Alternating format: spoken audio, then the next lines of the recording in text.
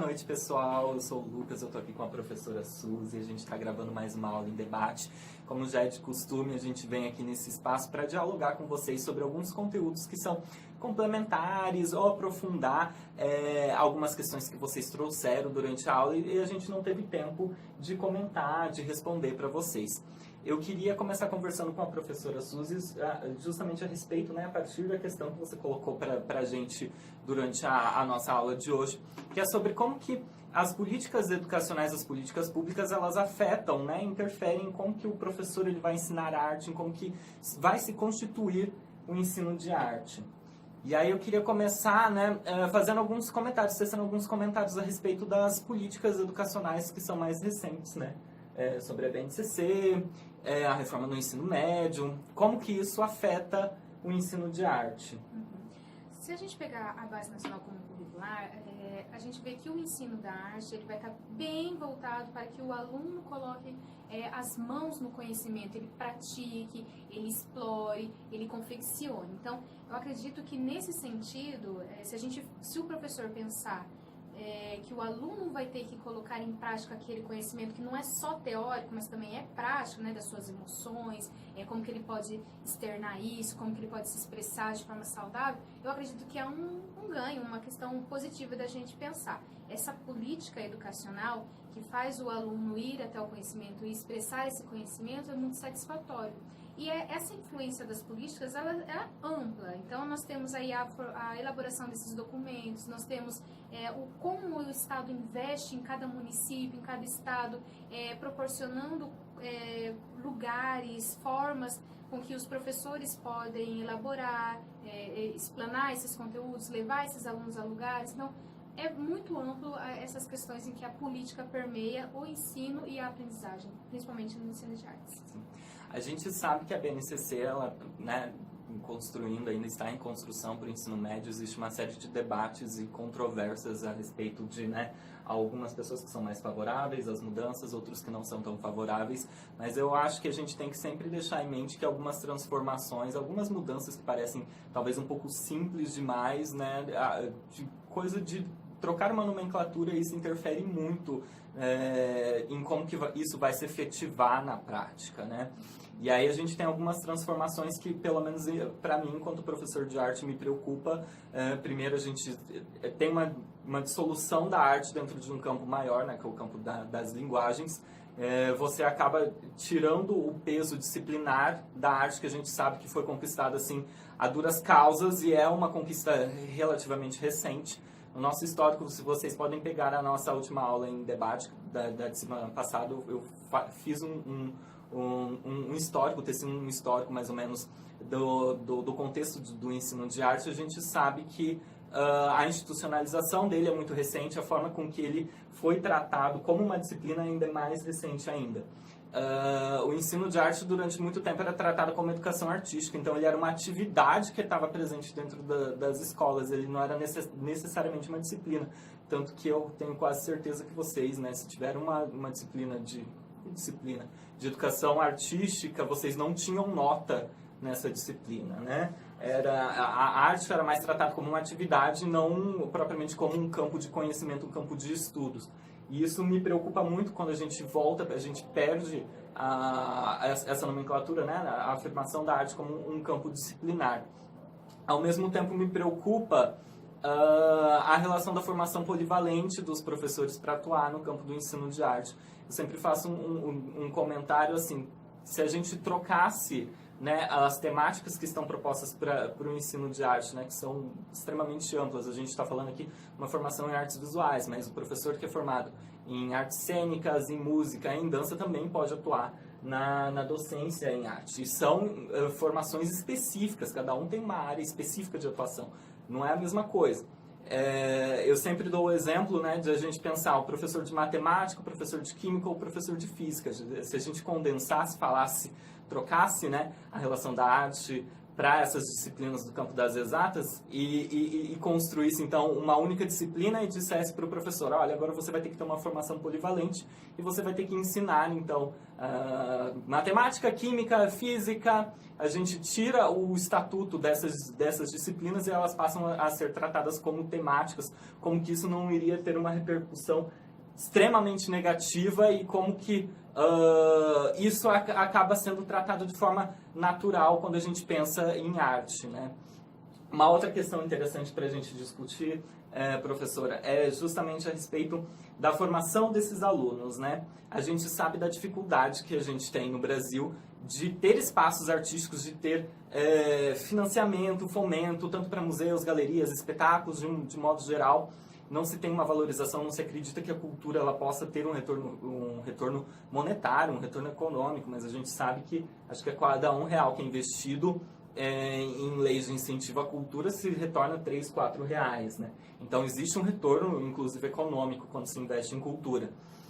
E a formação cultural e artística, né, de grande parte assim, da população fica pautada prioritariamente no espaço escolar. Então, disciplinas de arte com uma carga horária extremamente reduzida, são 2 horinhas ali por semana, geralmente, é a responsável por dar essa formação artística e cultural para grande parte dos brasileiros que não conseguem ter acesso a museus ou outras instituições artísticas. Como que você vê o papel do professor de arte diante dessa situação?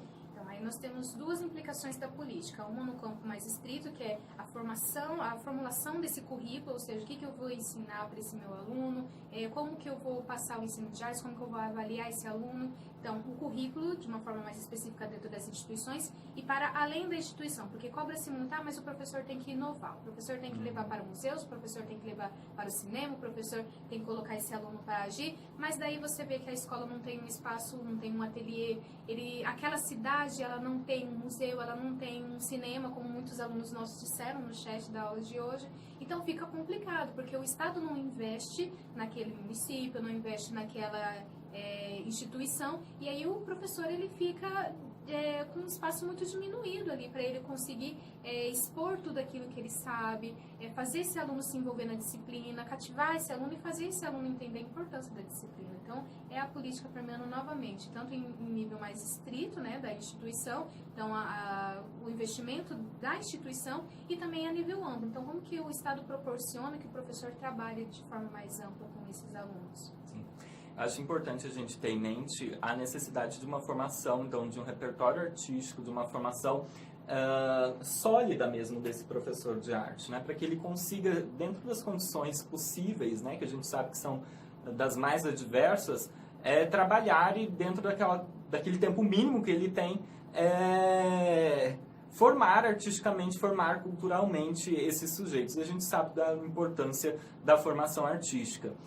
E, ao mesmo tempo, eu sempre penso da necessidade da gente se afirmar também como professores de arte diante de uma forma mais micro mesmo, entre as outras disciplinas nos colégios, né?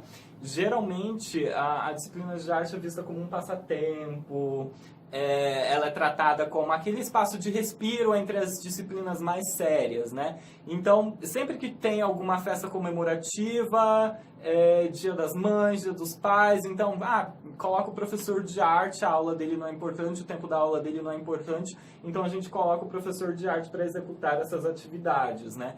O que é extremamente problemático, porque a gente perde nosso tempo, a gente perde, acho que até mesmo o nosso próprio respeito, porque a arte ainda continua, mesmo que ainda permaneça, né, como um campo disciplinar, um campo de um saber específico, né, a arte acaba sendo tratada novamente como uma atividade, né, como um passatempo, como algo sem relevância diante das outras disciplinas.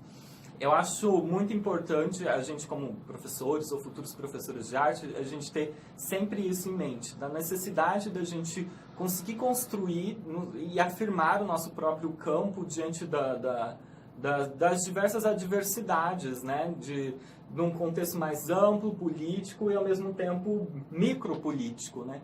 E aí eu sempre penso, né, também levando em consideração que a falta de espaços, de museus e tal, da necessidade da gente ser inventivo, da necessidade da gente ser artistas micropolíticos, com ações micropolíticas, né?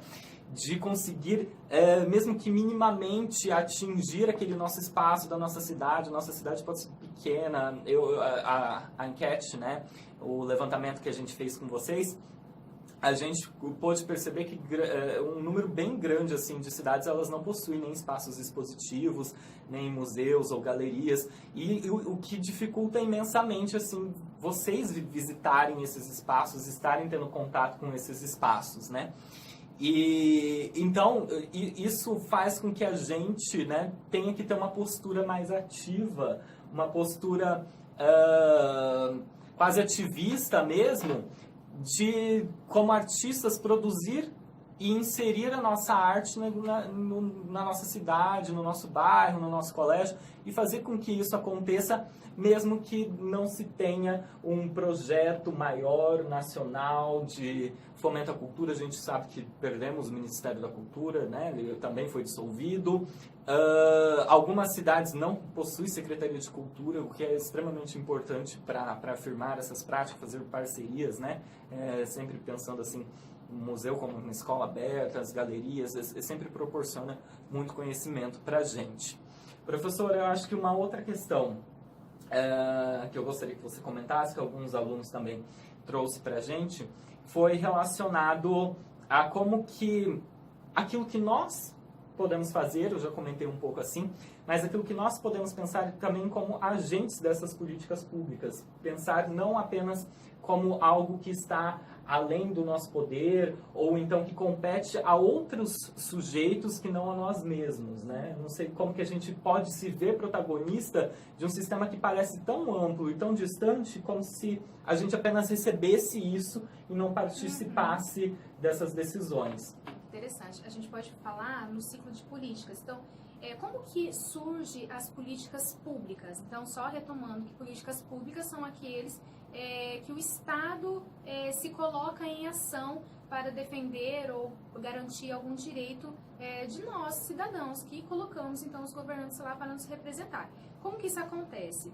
A gente vê, então, essa necessidade num contexto escolar, numa disciplina de artes. Eu vejo a necessidade de criar uma política que melhore a atuação do professor, por exemplo, né? Então, a comunidade dos professores, a comunidade como um todo, ela tem que se manifestar, olha, precisamos de determinada política, nós precisamos que isso seja feito, nós precisamos que o Estado se coloque em ação com algum investimento. Então, precisamos expressar, e isso tem que ser uma corrente, porque se um grupo isolado fizer essa manifestação, não chega nem nos ouvidos do nosso Estado. Então, nós precisamos fazer uma movimentação, dizer o que está sendo necessário dentro da escola, que é o nosso campo, né, que nós estamos discutindo, e aí, a partir dessa movimentação, olha-se então, né, os nossos governantes, eleitos por nós, vão olhar e vão dizer, olha, então vamos criar uma lei, um projeto de lei, vamos analisar esse projeto de lei, ele vai ser passado na Câmara, se ele for aprovado, ele vai ser testado, ele vai ser avaliado, e se após a sua implantação e avaliação ele for satisfatório, atender tanto o poder público quanto as pessoas que solicitaram essa política, ele é aprovado então como uma política pública. Então parte de nós e chega até nós.